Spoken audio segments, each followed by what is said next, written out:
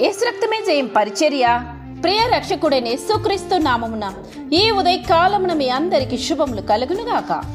కాబట్టి నీవు వారితో ఇట్లనము, ఇకను ఆలస్యము లేక నేను చెప్పిన మాటలన్నీ జరుగును, నేను చెప్పిన మాట తప్పకుండా జరుగును, ఇదే యెహోవా వాక్కు.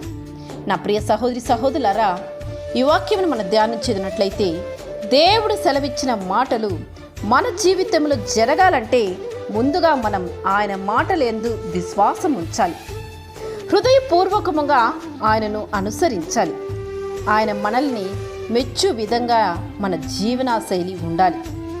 ఆకాశమును భూమియు గతించిపోయిననే కానీ దేవుడు నీ జీవితంలో సెలవిచ్చినటువంటి ఏ మాటైనను ఎన్నడూ కూడా ఎప్పటికీ నిరర్థకము కానేరదు. అంతట గొప్ప దేవుని మనం ఆరాధిస్తున్నాము.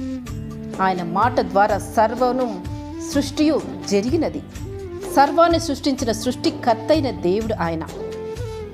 నీవు నిరీక్షణ కలిగి ఉన్నట్లయితే దేవుడు తప్పకుండా నీ జీవితంలో కొన్ని అద్భుతాలు కానీ కొన్ని ఆశీర్వాదాలు కానీ ఆలస్యమైనప్పటికీ అద్భుతముగా తగిన సమయంలో ఆయన తన వాగ్దానమును నీ జీవితంలో నెరవేరుస్తాడు.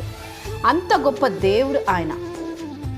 ఆయన నీకు ఎల్లవేళలా తోడై ఉండి నీ ప్రతి భారమును తొలగిస్తారు. నీ కోరికను ఆయన సిద్ధింప చేసి నీ ఆలోచన యావత్తును సఫలపరచు గొప్ప దేవుడు ఆయన.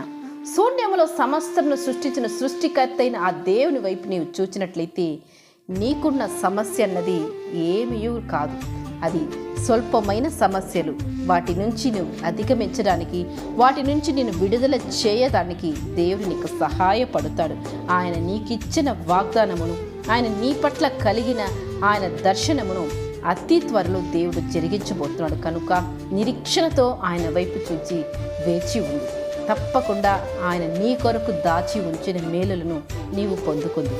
ఆమె యేసు రక్తమే జయం పరిచర్యలో మీ సహోదరి. God bless you.